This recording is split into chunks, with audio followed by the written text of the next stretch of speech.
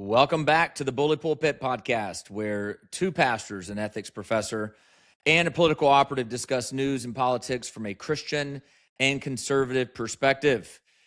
It is only two pastors, no ethics professor, no political operative today. It's Reed and the mayor coming to you. The operative and the operations and the ethics All are the low, ethics. very low. But, we can Very be low. Brooks and Dunn though today. And my hope is I'll be more necessary than Kix Brooks is and Brooks and Dunn. That's the goal. Has anybody ever had a better gig than that guy? Dude, seriously. Oh, the third person in Lady A. Okay, true. Yeah, Lady A. We can't call him Lady Antebellum anymore. Yeah, that's what that was bad or something. But yeah, that's right. I forgot about that. Yeah, so it's the Dean and Reed show. We are coming out of 4th of July. Let me ask you this: what did your family do for the 4th? Did you guys do anything special? Oh, we should probably throw in Brady Gronk as well for a duo. Sorry, I just want to do that. A little Brady and Gronk. Yeah, I don't want to leave them out. But both had their contributions, though. Well, and one more thing for the best gig: the other Shane and Shane and Shane, who only sings high harmonies. Yes. Great gig. So 4th of July, we were on our way to Canada. Nice. To bring back a 51st state. One of our good buddies pitches for the Mets, and they were at Toronto. And I was preaching in Syracuse, only like a 3.5-hour drive. Yeah, I've been to Syracuse. Went to him, went to Niagara Falls. My kids were at camp in North Carolina, which I think is a great summer American thing to do. Be at camp in the mountains. And they do the boys, and they do Ridgecrest Boys Camp and Crest Ridge Girls Camp. So we picked them up, and we were driving back on the 4th of July. So we spent our 4th of July in the car. Okay, did your boys wear any Trump shirts or hats on this Canadian trip? They didn't go. They were at camp while we were in Canada. Oh, they were at camp. That's right. Absolutely would have. Oh no, they would have for sure. Yeah, I always joke that they're much more MAGA than I am. That's so funny. I'm more like vote for the Republican, keep the Democrat out. They are MAGA. All in. They're all in. Yeah. So, were you actually in Canada, in Toronto, on the 4th? No, we're driving back. You're driving back. Okay. Yeah. Did you catch any fireworks displays as you drove back? I'm telling you, man, we're the least exciting 4th of July in history. It's the 250th anniversary of our nation, and we're in the car on I-75 through Atlanta seeing zero fireworks. I may have beat you, dude. I may have the most boring. Bad. Okay, here's my. I see your road trip 4th of July, and I raise it a dance competition 4th of July, where I sat. Baseball. It was in Canada, but still, I still watched baseball. Listen, I was inside of a dance convention from 7:30 in the morning till 10 o'clock at night. I'm not exaggerating. About those, bro. I know all about. I got a dancer myself. I know all about. So those. I was like, this is the most idiotic planning a convention could have done on the 4th of July. We literally were just sitting inside of this convention. So I could hear fireworks. We were in Myrtle Beach. By the way, my first time to ever be in Myrtle Beach, and it was awful. I could not believe that was Myrtle Beach. Yeah, it's the Panama City of South Carolina. It really is, and maybe worse, honestly. Shout out to all of our South Carolina listeners. We love you, but yeah, it's basically Branson with the beach. Yeah, that was my first experience with that. With the slice of Gatlinburg. Now, let me ask you this. So, speaking of 4th of July, what did your church do in terms of any recognition on it? Because I know you guys probably didn't, have a full out, July 4th service. But what did you guys do? So I got back Saturday night, so I was there for Sunday the 5th. And I wasn't preaching, though. Our discipleship pastor, Lance, he preached, did a great job. We're going through 2 Samuel. He just kept that going. And I went and did the welcome. And I talked about why, 250 matters and how we love our nation and how I think that as Christians, we should have a posture of gratitude in general. Like that's like the posture of a Christian, like we're a grateful people. And I think one of the things that we're most grateful for is the nation the Lord has allowed us to live in. Yeah. And I said, please reject the idea that patriotism is idolatry. I said, that's just ridiculous. I said, patriotism points us as Christians to gratitude, to a greater, celebration, which is God's goodness and kindness to us. Yeah. And then I did a prayer for our nation. That's all. For America. Yeah, I prayed, and I talked about how the local church has always been part of the story of America. Yeah, like from the very beginning, local church. What did you do? Very similar. We did it on the back end. Now we did a little decor like on the outside. Like I think we had, what do you call the little man, I'm terrible at this, but Like photo it's booths this or something? no, it's like the little American, it's the red, white, and blue like drapes you can put over Oh yeah, certain things. the drapes. We'll There's a call them the name drapes. for it. Yeah, Yeah, we'll call them drapes. flag Um, drapes. we had a few of those like on some outside areas just for a little bit of decor. And that was really it. We did a very similar thing. We just Yeah, recognized the nation's birthday, celebrated the fact that we're Americans, asked for God's blessing on the country. Very, very similar thing. Not too much, but we didn't ignore it and pretend like it wasn't a thing either. and Um, my neighbor did not put out an American flag. no American flag There's still. a Canadian flag, a Ukrainian flag, a PBS, and a Harvard flag, but no American flag. Still So no American flag done. on Flag Watch. Nope. Let me ask you this. Um, did you get a chance to listen to, or did you come across the sermon that Mark Dever did at No, Capitol Hill? no, and I'm going to, and someone posted today that there's a manuscript available too, so I'll probably just read through it. By the way, it's neat. You're a pastor in Washington, D.C. What a great idea. So good. You basically did like a spiritual history of America. Is that what it was about? So I listened to it on one of my workouts this week, and it was it's pretty awesome. Now I don't know if I didn't know a lot of these details. I knew he had some sort of medical event Yeah, several months ago, pretty and I serious. guess this was back in May. He had a medical event. I want to say a stroke. If I'm wrong about that, I don't know. I um, just know it was serious. That's all I know. it was very serious. Apparently, they thought he was going to die. Like Oh, that was the thought of everyone around him. Obviously, the Lord was gracious, spared him. This was yeah. his first time preaching since May.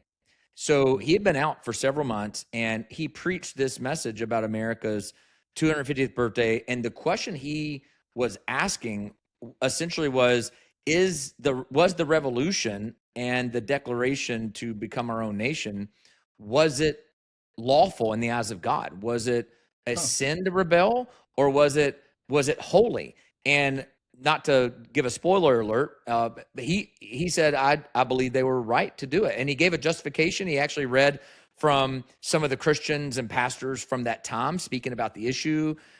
He exegeted Romans 13, where he talked about obedience to the government and obedience to God's given governance over us, so long as it doesn't mean that we're disobeying God. And I thought he did a masterful job. His whole thing, his big point was this. This was a really fascinating point. He said that is natural law is king over a nation's law. Oh gosh, That's what he said. Andrew would have fainted. He would have fainted. He literally would have run there to kiss his feet. Natural law is king over national law. And his whole point around that topic was, if you believe that, and he says, I believe that's what the Bible teaches, and I believe it's how our nation should operate, that means as a Christian, I'm going to follow what God has revealed through natural law above even what I'm going to follow my nation's law. If the nation's law is at war with or at odds with natural law, then natural law is going to win. And he then makes his case for it in his sermon. It was really, really good. Yeah, I'm going to read it for sure. Yeah. At the very end of it, he had a very emotional, like 3 minute. So he didn't ever address his health issues at all until the last 3 minutes of the sermon. And he essentially said, as many of you know, I haven't preached since May. Here's something that happened to me. And he ended his message by saying this: we've been talking about the authority of the government and the goodness of the government, but none of it means anything if the Lord Jesus Christ is not your authority. And he gave this impassioned plea for sinners to come to Christ and trust him as their authority. And it was pretty powerful. He's not a very emotional guy. We've known Dever for a long time. He's not some crier when he preaches. He was very overcome with emotion. It was pretty powerful. Yeah, and I always hear from people that he is a very committed evangelist. Yes. In the community, and he's written a book on evangelism. So my hope is that a lot of his, like, I guess, followers will be influenced by that from him. Yeah. Yeah. That And passion. yeah, that they'll be just as passionate about meeting lost people, having their churches be missional, sharing the good news as they are ecclesiology. That's right. Because I think So Denver it's a is. great sermon. Yeah. Highly recommend people go listen Yeah. to it. I think it's a great idea. You're in Washington, D.C. What a great So idea, good. for a So sermon. good. I think that's like being faithful where you are, Yeah, right? that's And right. I think that's great. Okay, now one of the funniest things that I saw on the 4th of July, Dean, came from you. Oh no. So one of the things that a lot of people felt the need to do, particularly those of the centrist to left side of the political spectrum, is they had to disclaimer their their 4th of July America So 250 dumb. celebrations. They had to disclaimer it by often talking about all the ills and problems of America. And I thought you had one of my favorite statements of all. Can you share what you said I on gotta go. X? I'm remembering. Like I talked about how one of my biggest pet peeves, and it really is now, is when people have to do that, have to give a qualifier or a disclaimer before saying Happy Fourth of July. And I said, I'm going to do that from now on your birthday. You know? Yeah. Can you imagine? And I just want people to Eric think is through. not perfect. I don't agree with everything he says, but happy birthday, buddy. It's just Listen, so he's dumb. really a subpar husband and father. I hear he's not a great boss, but happy birthday, Ben. We love you, buddy.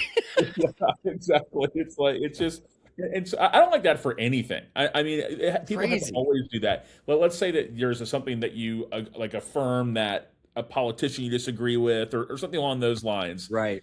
You can't just say, "Hey, good job, Senator so and so, on standing up to this." You have to go, "Well, I don't agree Right. with everything he says." Well, we don't agree with anything 100% of what anybody says, right? I mean, Exactly. we don't agree with what we say. So, my question though, on like a serious note, and I asked this in that post: who are we doing that for? Hmm. Like, who is it? Like, there's a reason why that's happening. Like, who are What's we the trying to? instinct? What's Yeah, who the are we trying to instinct appealing appease? to? Yeah, who? I think it's a good heart search. Like, who are we trying to appease? Who are we trying to look? Rigney talks about the progressive gaze. GAZE, not the gays. Yes. Gays. And so I think there's something there. I quoted that in my SBC sermon a couple years ago. So I think we have to all be Yeah. very careful of that. There's also a right wing gaze, as Yeah. well. Oh, It's for no sure. different, honestly. Yeah, And for sure. so there's just that people pleasing, wanting to appear a certain way. I think everybody needs to check their hearts on a serious note about something like that. Why? Again, it's not the end of the world to give it a qualifier. It drives me nuts. I'm not trying to say it's like the unforgivable sin. What I'm saying is, there's a deeper issue. Why do we feel the need? Yeah. So it's a great question. And I definitely think it's the little right wing or progressive on the shoulder, either direction, that sends us towards doing that. So why do we hesitate if, Joe Biden made a good decision to do something? Why can't we just say that's a good decision? Why do we have to qualify everything about saying, well, obviously don't like most of what Joe Biden does, but, um, Already. That's the thing. They know that you don't agree with everything Joe Biden exactly. does already. Yeah. Well, Yeah. at what point did agreeing with somebody or acknowledging somebody's making a great point become sort of the de facto? I'm lockstep with them on everything they've said or believe. Like that. Twitter. That's the silly thing. When was Twitter That's invented? yeah. I mean, Yeah. Well, maybe year 4 of Twitter. The first 3 years of Twitter, we shared what we had for lunch. that's true. Yeah, Yeah. is doing. So yeah, I think that's a great point, and honestly, it would be really helpful if it kind of goes back to when Jesus says, "Just let your yes be a yes and your no be a no." Yeah. Like you don't have to tiptoe and tap dance all over everything. Also, don't be afraid to just stand behind what you think is right and just say it. Because I think what the disclaimering is all about is I don't want anybody to be upset with me. I know I'm going to make a statement that somebody will be upset about. I don't want anybody to be upset with me. So I'm thinking about all the little, right winger or progressives on my shoulders that might be upset by the statement I'm about to make, rather than just being like, no, this statement is right. It's Yeah. true. We True. love what is good, beautiful, and true. And so we're going to promote it. Yeah. And I think this person is a jabroni the rest of the time. You already know that. That's right. You know this. It's not new. Yeah. But also, like, some of the deep roots of fundamentalism. I don't mean fundamentals. Like, as Yeah. evangelicals, we believe in the fundamentals. So by definition, we're fundamentalists, but fundamentals of the faith. But there's a difference between the fundamentals and being a fundamentalist and fundamentalism. Like Right. that's the culture, right? That's the Pharisaical approach. And there's fundamentalism on the left and the right. Oftentimes it gets viewed as just a right wing thing. It's both. I mean, like modern day far left progressivism is fundamentalism at the core, right? Oh, And so much. one of the things they have in common, that horseshoe theory, right, is that kind of secondary separationism. Yep. So like, so not only should you not agree with that person, you should also separate from that person and separate from someone who's friends with that person. And there's like Yes. friend tests and all that kind of stuff. Like remember when like you were going to be anyone who was like a celebrity and liked Trump. Right. It was like they don't see their movies anymore. They shouldn't play. They should be cut from the football team. They should be. Well, and It was some of like them a still thing. tried to do that with those who were going to go to the America 250 celebration. Oh yeah, that definitely happened. Yeah, but it's a thing, man. That's where you see horseshoe theory come into play. Well, think about this. The idea of the horseshoe theory, I think, shows up when it comes to the things that left and right accuse each other of. They do themselves. So one of the big things we've seen the left over the last 4 years, at least, it's been a big conversation, is the Christian nationalism conversation. And if you're a Christian, who cares about your country, you're a Christian nationalist. Or Yeah. if you get politicians involved at the church, come speak, that's Christian nationalism, and there's no Unless, place for that unless unless the you're in Democrats, Memphis. yeah, or Memphis, yeah. Yeah. So literally, we just passed around a meme today. No, it's not a meme. It's actually a promotional, Yeah. where you've got these Tennessee congressmen who are liberal Democrats in Memphis who are hosting AOC and somebody and a few other people Yeah. at a church. And At a it's an church. historically black church, as Yes. well. And so the rules change when it's historically black or if it's a Democratic candidate. We have Nobody in the media will say a word. I think I shared this before. We have a church in Tallahassee who, right before the election 4 years ago, or the last election before Trump, had Jill Biden on a Sunday morning. Wow, that's Yeah, right. it was before COVID went. It was like Yeah. it was the early days. Yeah, Like and I want to like say her yes. first kind of Yes, I remember that. on a Sunday morning when an election was coming up a year later and everyone knew her husband was going to run.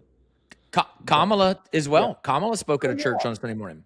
Yeah, and in Tallahassee, if you're running for Congress, they are for local office or for state office or for U.S. Congress as our local person, then they make a tour around the historically black churches in Tallahassee. And That's now wild. some of my more progressive pastor friends would push back on me for having an issue with that and saying, well, because back in segregation days is the only place that was safe or possible for for many black citizens to have conversations about politics. Okay, Right. like here's my thing. I'm not disputing that, and I don't even care if you have Right. somebody or not. What I'm saying is, don't act like we're Constantine. If I have Right. DeSantis on a Sunday night to talk about an amendment where everybody's yelling online separation of church and state and but then don't even make a comment like nothing even happened when Jill Biden's at Bethel Baptist on Tennessee Street in downtown Tallahassee. Exactly. No, that's That's exactly right. me. I don't care if you have her. I don't care. So So yeah. here's my honestly, this is my take on it. I think there is an appropriate place for there to be discussions about politics, even to have politicians to come in and do town hall style things in Yeah. a church. I think it's totally fine. I don't love the idea of using the worship gathering on a Lord's Day Sunday as a chance to campaign. I don't like that, and I don't care what side of the aisle you're It's on. I don't totally love that different. at all. That's right. Yeah. But this idea, of having these folks, have these conversations, I think it's the way it should be. It used to be the only way it happened. Honestly, it became the town hall opportunity for conversation. Now you have to do that on X or it doesn't count, right? You can't do it in the church. So, Yeah. um, interesting fact about this, I'm reading a book right now. It's called The American Story, and it's the beginnings of the nation's founding. And its particular focus is the thread of God's providence in the establishing of the United States. That's And cool. it's really And so, it's so good. The American undeniable. Story. It's undeniable, his It's hand. undeniable. Yeah. And I think one of the most fascinating things about it is it's actually historically grounded in actual things that were being said and done and written and, in the states, in the churches. And the thing that you begin to find, and it's like it's almost like this has been erased out of our history, nobody talks about this, is the prominence of Christianity in the founding of the country. There's no Yeah. getting around it. Like you have to completely erase, you have to gaslight, you have to close your eyes and pretend like you don't see that the nation was established by people who believed the Bible. It was established by people who went to church and worshiped the Lord Jesus Christ as the resurrected king. And they saw themselves as a part of what they were doing as establishing that reality in this nation. Now, again, I don't think that means you're booting out anybody that's not a Christian from the country, but they didn't do that then either. And I'm just fascinated. This book it's so contrary to the modern thought today that I'm like, man, if you could just download this book in every person's mind, it would make them think very differently about what's permissible for pastors and Christians to talk about in the public square in churches. So different from what most people think. Yeah, and I mean, so we had DeSantis because we had the most radical abortion amendment imaginable on our ballot. They That's still don't even right. know how it got through, but I mean, it's just like, how in the heck did it even get there? I mean, they know, but like they're still going scratching their heads. And I had, and so we're a local evangelical Bible believing church in the capital city. So, and I have a relationship with the governor, and a Yeah. lot of his staff are very active in our church over the years. He and I had a conversation on a Sunday night, not on a Sunday morning. He wasn't running for election. It was about this amendment, and people were really appreciative, and Oh, it's great. others lost their mind, like left the church over it, like things like So you that, had man. people in your church Yeah, leave over it. no, yeah, absolutely. Oh, wow. I don't regret it at all, man. I'm so glad we did it. Yeah, that's still just so wild. Yeah. So, so we had 4th of July. You've got, all the hot takes. And then in the midst of all this, you got the World Cup and you've got the surge of U.S. support for the men's national team, the excitement. Can we make a run? Can we go deep? And then in the game before our last game, our best player, or at least our best scoring threat, gets a red card, is removed from the game, and he's disqualified for the next game, which people felt was unjust, was uncalled for. And Are we allowed to then, laugh that he's only on our team because of birthright citizenship? yeah, that's right. That's right. That's That's right. a lesson for us that nothing is that clear cut, right? Like very Right. few are issues. Like I didn't even say nothing. Many things are not clear cut. Like Yes. so. It's so It's funny. funny. Here's Trump advocating Advocating. for this guy to play who's only on the team because of birthright citizenship. Sometimes things are just funny, It's like divine irony, honestly. It's it is. divine Yeah, irony. yeah, But good. even just as ironic became the left's response to President Trump's involvement. Oh yeah, you So think he'd be a hero? so rather than being like, hey, yeah, this is an unjust thing done to this guy who happens to be a birthright citizen, we now are rooting for Belgium because Yeah. this guy shouldn't play. He should be, watch this, he should be removed. He should not be a part of the Yep. game. Only, and it's not because they're soccer purists. It's because Trump got involved. It's That because that that is President why. Trump. Oh Yeah, my it's gosh. wild, man. Like You can't you're even make Trump. up. Well, here's the thing. Trump, you just said they just by doing that, they functionally screamed that Yes. Trump is bigger than America in their eyes. Right. Yeah, Right. which that I mean, who's the one that has the Trump idolatry problem? Man, isn't that a great point? Like yeah, I mean, like you're not going to root for your own country because Trump got involved in this. Yeah, because If Trump. AOC would, if I just wonder if AOC would have been the one doing it, would they have been upset? No way. No way. I'll bet the farm on that. I'll bet a And Waffle just to House stick to on their our belt. theme, think about what we've been saying in this, so far talking. And I imagine there are people on the conservative Christian right who also would not have rooted for America if AOC would have done that. Sure. Oh yeah, for sure. So I'm Yeah, saying it's a boomerang. definitely. Yeah, and so I just don't care about soccer. I mean, colossally do not care about soccer. The only minutes of the World Cup I watched were when I was at a restaurant and it was on the TV in the background. So I just do not care. but I want USA to kick butt in anything, you know. So I Well, was I don't know if I'm breaking news to you or not, but they indeed did not kick butt in well, soccer. the one positive for me is that I don't have to pretend to care about it anymore. You know, not That's that I right. ever did, That's right. but yeah. So and all of a sudden everyone stopped talking about soccer. But yeah, Yeah, all so of a sudden we've moved on to it's almost let football the commies season. have it. Let Muslim countries like France have it.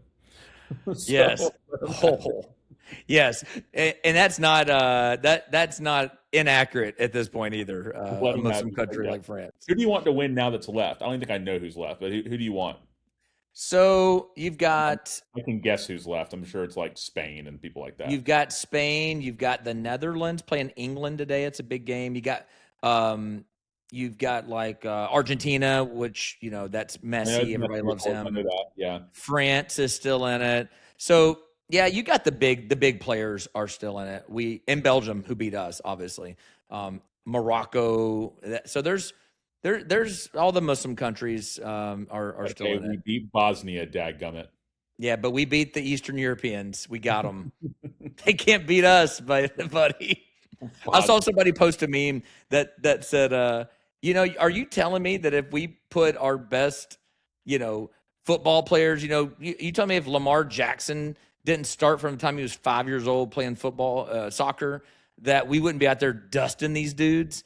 And I'm like, I mean, we probably would, but it's never going to happen in this country. Because we don't care. We don't care. We're patriotic, you know. So we got like I like hockey more than soccer. I don't even like. I don't even Hockey like guy. ranks above soccer in our sports. Yeah, yeah, oh Yeah, yeah, for sure. But I legitimately like cared about United States playing Canada in the Winter Olympics, right? that's right. It cared.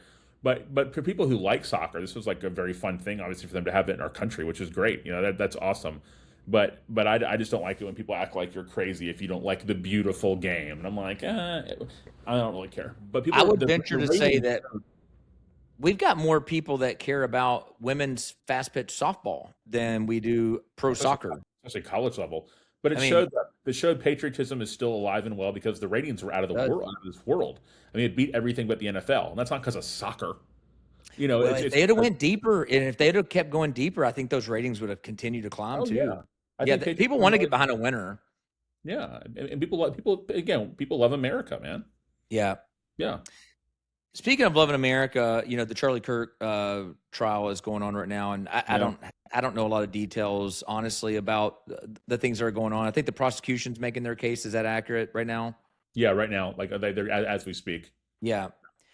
Really, I told you guys this. I sent y'all a message about this last weekend, but we've had in the last 2 months two adults baptized who started coming to our church after the Charlie Kirk shooting. Man, we had someone too get baptized in the last couple of months, and that was their testimony when they got baptized. We read Yeah. their testimony, and they Yes. mentioned Charlie Kirk by name. Same. Yeah, That's yeah. exactly what happened, which is just um, really a testament to his influence, and not only a testament to his influence, it's a testament to how earth shattering that moment was last year. I mean, we're coming up in a couple of months on the year anniversary of that Oh, happening, and it really was an inflection point for a lot of people. And hearing those two testimonies in my church in the last couple of months, it was I was like, wow, that's actually who would have thought, and it's a shame that so many more kind of progressive light Christians in churches got upset with their churches for talking about Charlie, for making it a big deal, and not seeing the effect it had on people and the evangelistic opportunity of Yeah, not wasting this tragedy, you know, and yeah, making a big deal about it. And I mean, I had people give me crap about assuming the motive. It's like assuming the motive. From day one, we were told it was the shooter's LGBTQ right, partner, right, and that we saw the text messages like the 2 days later that said, I'm gonna." I think the exact words were about his hatred. right. Like, I'm gonna That's kill right. him and stop the hatred.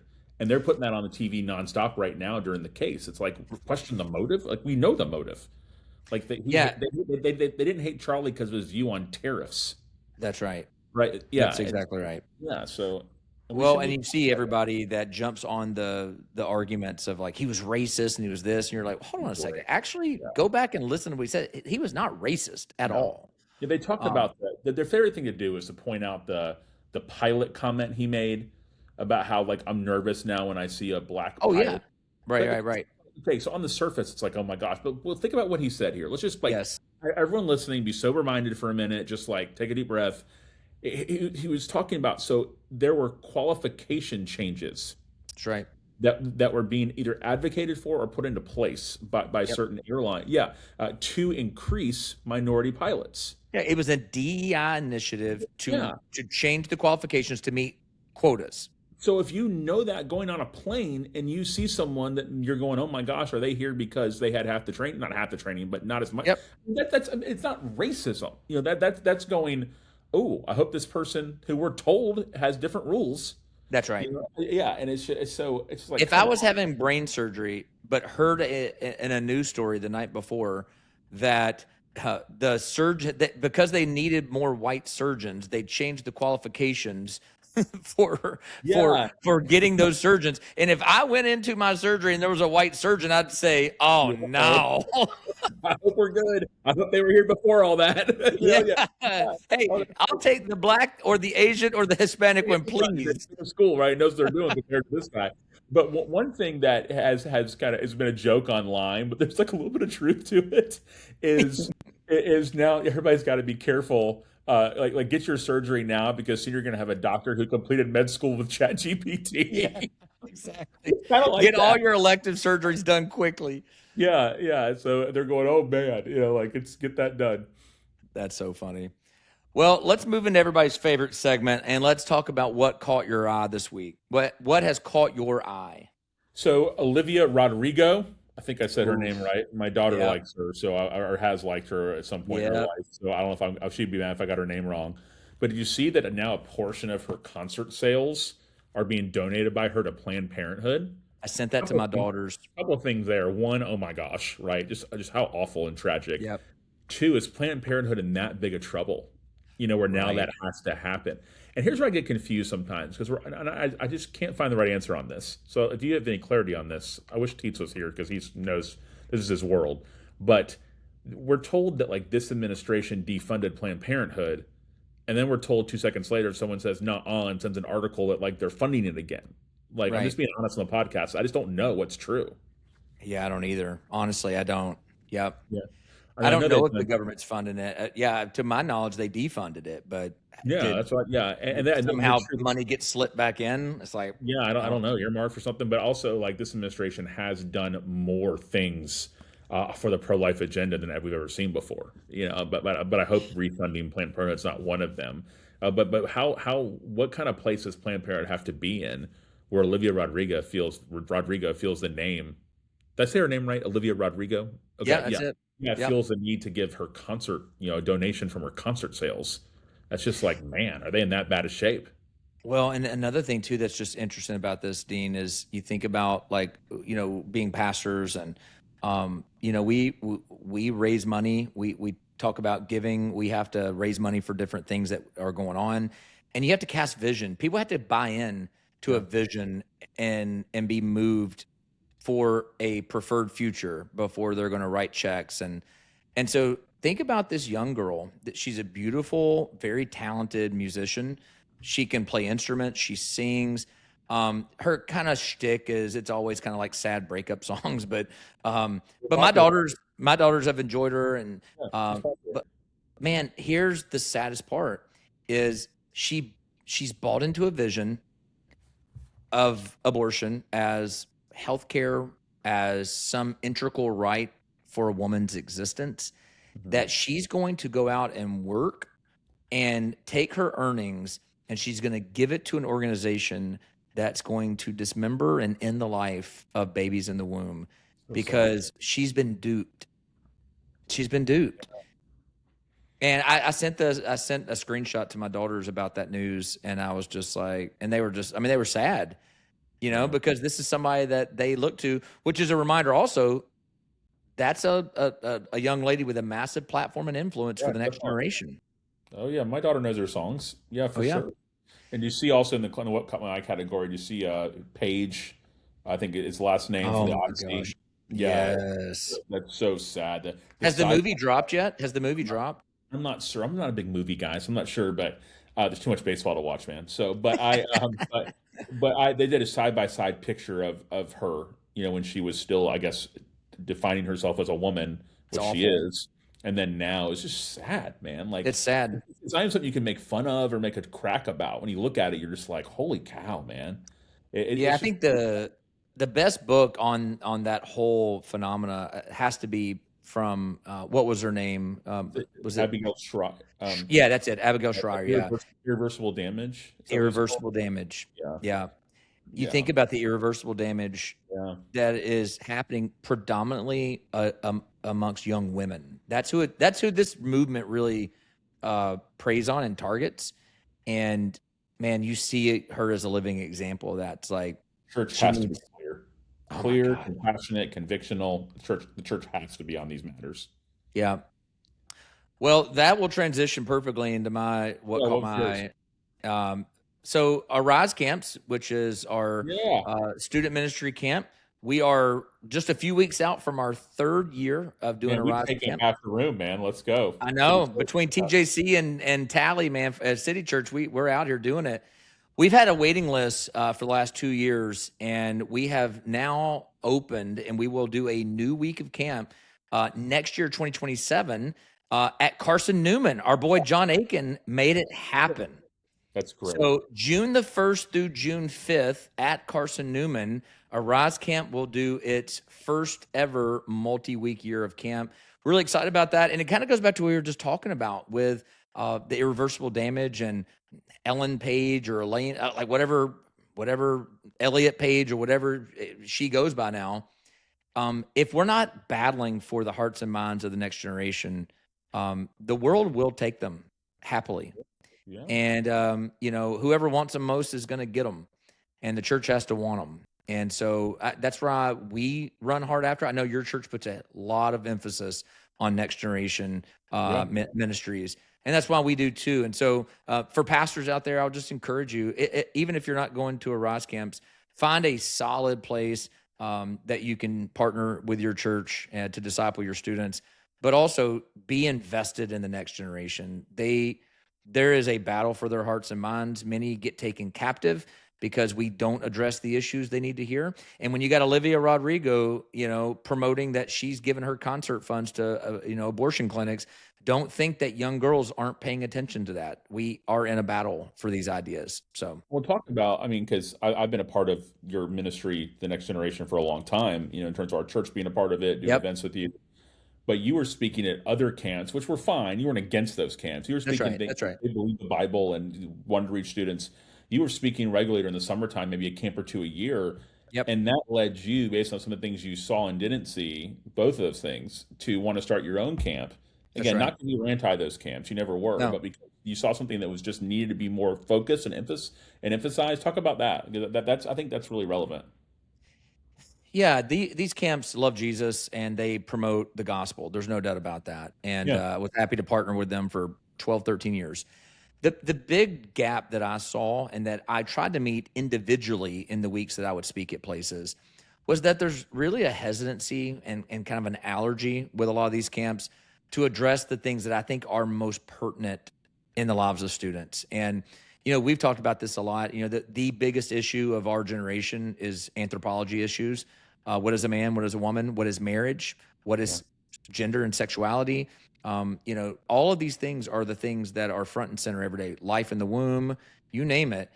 These are the things that our students are bombarded with on social media. There's a battle for their hearts and minds, and there was just an aversion to wanting to go there with these camps. They were slow, even very hesitant to go there. And when I would go there, I just found there being a little bit of a like, we wish you wouldn't. If you do though, just make sure you do it very cautiously. And I get it, I get it. But we wanted to do something that was a little bit more robust and thorough, to take serious what I think is the most important discipleship issue of our generation, which is what does God say about those anthropology issues? And so that was the heart behind it. you've done a great job. I love that our kids go. Yeah, And man. I'm Yeah, not we're sure where we'll go. excited. I don't know if we'll go to a Coe or Carson Newman. We'll see. I'm not sure. I haven't. That's not my Yeah, call. I'll let them decide that stuff. The that's students right. team. So, yep. Well, we want to thank everybody for listening to the Bully Pulpit. Let Andrew and Tietzel know that finally, the mayor and Reed had their opportunity to shine, and we knocked it out of the park without them. So Brady we the would love Gronk. for you to. That's right, Brady and Gronk. We would love for you to leave a review, share the episode. If you really want to dive in and hang out with us more, join the Bully Circle, where Dean carries the load over there, dropping us nuggets to interact with. We would love for you to join the Bully Circle. Information about that is in our profile, both on Instagram and X, if you want to see how to join the Bully Circle. And remember, as always, if men were angels, no podcast would be necessary.